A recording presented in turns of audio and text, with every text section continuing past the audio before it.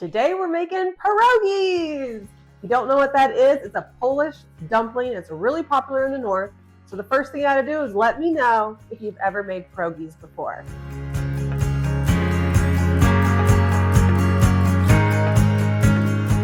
Hi, I'm Carrie with eatingonadime.com, and we're here to help families eat well on a budget. We love showing you how to make some of your favorite recipes at home. Pierogies sound or look like it's super complicated, but it's actually really easy to make at home. And I have the full recipe with ingredient pictures and direction pictures and everything just to make it even easier for you. But it's all linked in our recipe below. If you can't find that link for some reason, just go to Google, type in Eating on a Dime pierogies, and it will pull right up for you. If you're still confused about what pierogies are, so we're gonna do just the classic traditional one, and it's where you have a mashed potato filling. It's covered in dough that we are going to boil to soften and cook through, and then we're gonna crisp them up in a pan. Now you're gonna see lots of pierogies out there, but this is the traditional one, so if you've never done it before, start with this recipe. Okay, the first thing we need is 2 cups of flour. When you measure your flour, make sure you are just scooping and leveling it off, not packing it in. Because when you pack in your flour, you get too much flour, and that's how you get a dough that's crumbly and falls apart.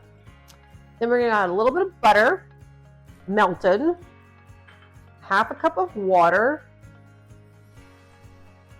1 egg,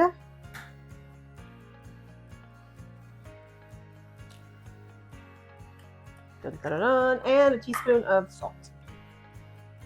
We're gonna mix this all together until a nice dough is formed.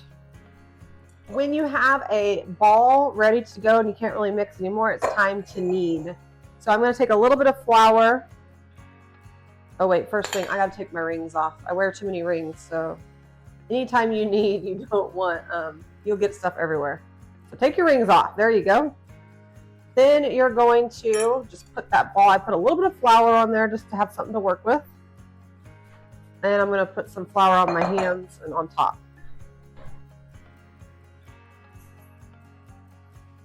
Just so I don't get sticky. And then we're gonna start kneading it. Now kneading it is literally like fold and push, fold, push, fold, push. Hopefully that's making sense to you. I know that sound, you're like, I know how to knead, Carrie. No, actually not everybody does know how to knead. We were talking about that with making some homemade chicken noodles, and one of the, should have worn an apron today. And one of the girlfriends like, what does knead mean? So I feel like I just need to tell you, fold and press it in. Thank you, Rosie, for telling them you're still here. Okay, so I realized when I was talking, I'm just talking to you like you know everything about my life, and you don't.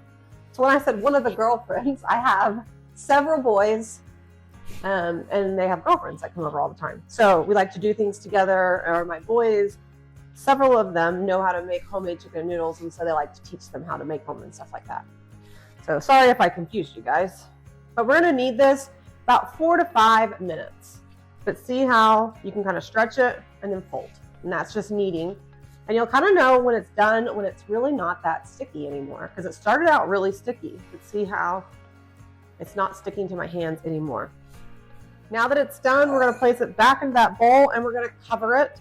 It needs to sit here for about 30 minutes, which is perfect because we got to work on the filling. So I'm just taking some saran wrap or press and seal that apparently I don't know how to use when I'm on a video. I promise you when I'm not on a video, I know how to do it. Just take my word for it, guys. Okay, so we're gonna set this aside and work on the filling.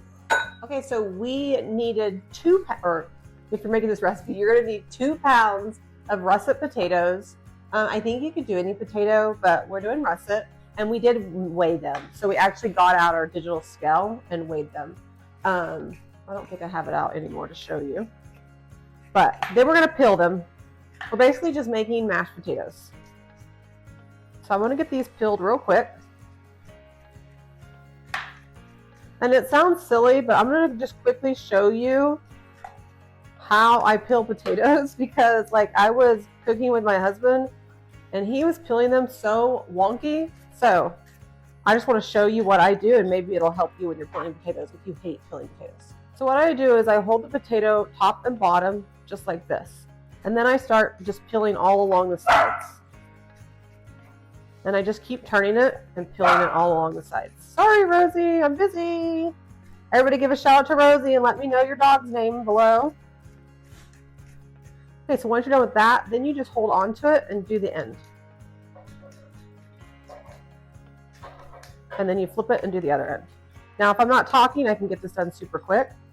But I feel like it's better than if you're just like, what do I do? How do I hold this? You know, especially for a beginner. Now we're going to cut the potatoes into 1-inch pieces and 1 to 2-inch pieces. And the reason we're cutting them kind of small is they'll just cook faster. So we're going to throw them in there so that way they'll cook really quickly. But you want them all kind of similar size so that way they'll cook fast together. If you have some really big pieces and some small pieces, they're not going to evenly cook. So I'm just cutting them down lengthwise and then just running my knife through them about 1 inch to 2 inches apart. Then we're just going to cover these potatoes with water so that way we can boil them. So just make sure they're all covered in water. Now we're just going to heat this. Oh, my flame didn't pop on. There we go. Now we're going to heat this over high until it starts boiling, and we're going to cook until these are fork tender. Then we're going to take a half of a white onion, and then we're going to thinly slice it because we're going to saute this over there in the pan, and this is going inside the filling as well. Now stay tuned because we will be slicing another onion for them to go with the pierogies. But try to get them pretty thin.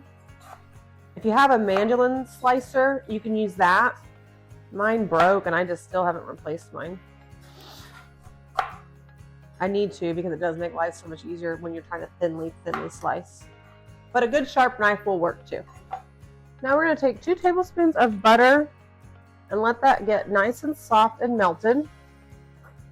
And I'm going to throw in those sliced onions. Now we don't want these to get brown. We're just getting them nice and soft.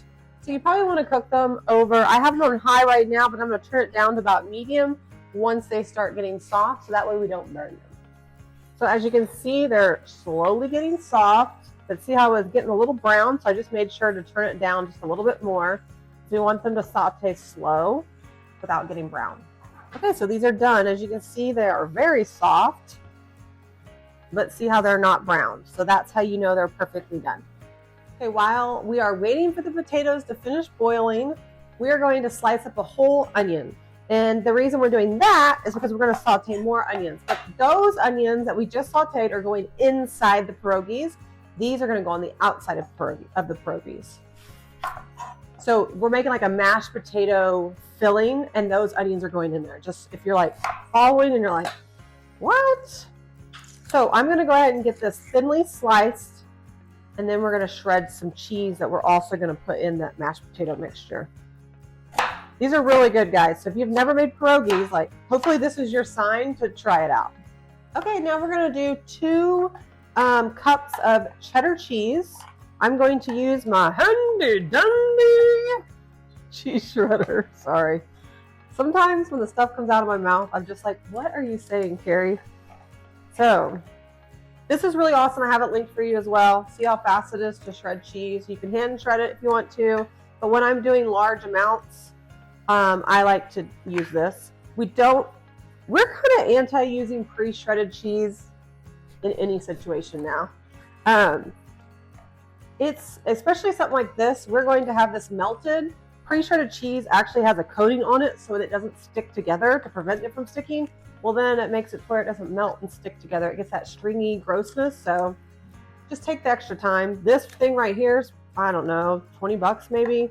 It's not a lot of money. It's definitely a good investment if you don't like shredding it, or you just put one of the kids involved, right? Okay, but see I didn't really show you, but when you set it down, you turn this to lock, and then it suctions so it doesn't move off. So kids can do it without cutting their hands. And actually kids really like it. So, okay, now I think our potatoes are done. So let's go test it and let's get to mashing the potatoes after I try the cheese. So now we're just testing these to make sure they're fork tender, and they are, because I can't even get it to lift up because the fork's just sliding right out. Now we're just going to drain the potatoes. Then we're going to pour them into a bowl big enough to mash.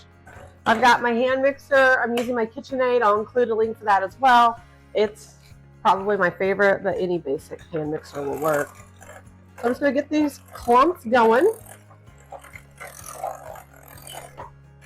Just to get it started, we're going to throw in 2 tablespoons of butter. We need a teaspoon of salt, half a teaspoon of pepper,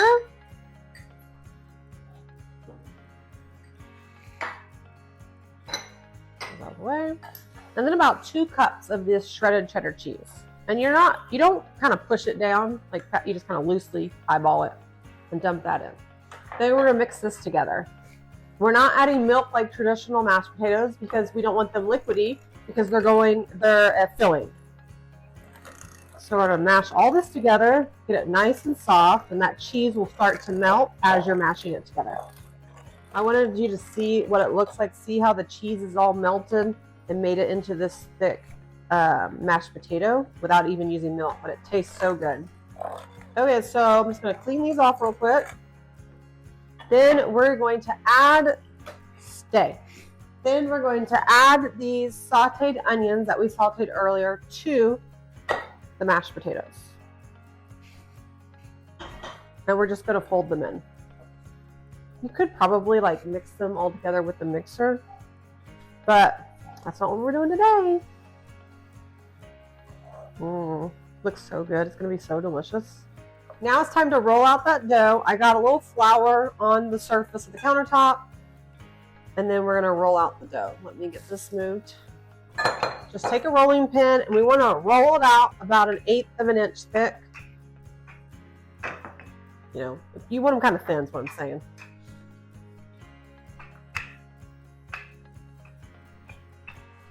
And I like to kind of pick up the dough and move it occasionally just to make sure it's not sticking. So far we're doing pretty good. And then you're going to need like a 3-inch round cookie cutter. Well, we don't have that, and I don't expect you to either. So we're actually using a 1 cup measuring cup and using that to make the circles out. So just use what you kind of can have on hand. I think even maybe like the top of a can might work, you know, things like that. So that way I can just put it on here. Oh, you can't see it. It's out of the picture. Let me put it over here. There you go. That way you can see, and then I'll just pull it off. So I just press it down, kind of move it around a little bit to get it to cut. And then I'm just going to take a little knife to cut that little part. Let's see how I'm just using what I have in the house. Don't have to buy anything special.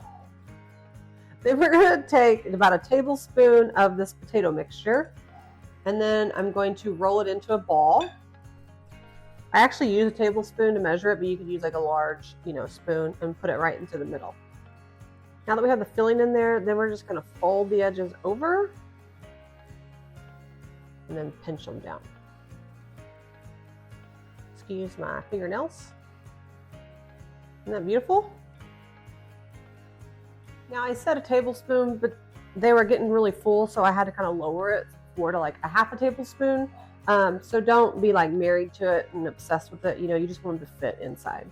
So I'm going to peel them up, and then we're going to fold them. Now we were just talking about like, is this a lot of filling? If you end up not needing to use all the filling, you can actually freeze this filling. So I don't know if you know this, but cooked potatoes freeze well. So if you have leftovers, you could freeze them up. You could even freeze them in the balls, but I would just freeze them whole, thaw it out, whip it back together, and then you could have pierogies quickly. So just a little, I like to press it on the counter. It makes it a little easier. So I got this other one. Use the knife to get it loosened. And I'm going to be filling some pierogies. Now we're going to add 2 tablespoons of butter to that same skillet we were using, and we're going to saute the rest of those onions. Then we're going to add those onions and saute them until soft but not brown. While those onions are sauteing, we are going to drop our pierogies into boiling hot water, and we'll know they're ready when they float to the top. You don't want to crowd the pan, so you want to work in batches. I wanted you to see how they're coming to the top now. That means they're floating, and so they're ready to be removed. So I have a slotted spoon here, and I'm just going to scoop them out and put them onto a plate until we're ready to pan fry them. As I remove these, then I'm going to add more to get the rest of them cooked. Make sure you don't forget about your onions over there. I had turned those, ooh, got hot over there, sorry. I had turned those on low, and so they're cooking nice low and slow, just like we did the first time. Now we're gonna drop a few more. Okay, these are nice and soft now, so I'm gonna remove them and place them on a plate. Now that skillet's free, we're going ahead and take some of these pierogies and we're going to pan fry them in the skillet. They're hot, which is why I'm using my spoon. And get them nice and brown on each side. When they start to brown, then you flip them. You're going to want to cook them about 3 to 5 minutes on each side. And I still have my skillet cooked a little bit lower, not like on high so they don't get burnt. We want them kind of getting brown slow, and it just adds more flavor to the outside of them. Okay, I wanted to show you, see how they're nice and brown and pretty. So now we're ready to serve them. We're just going to plate them and we're going to top with those sauteed onions.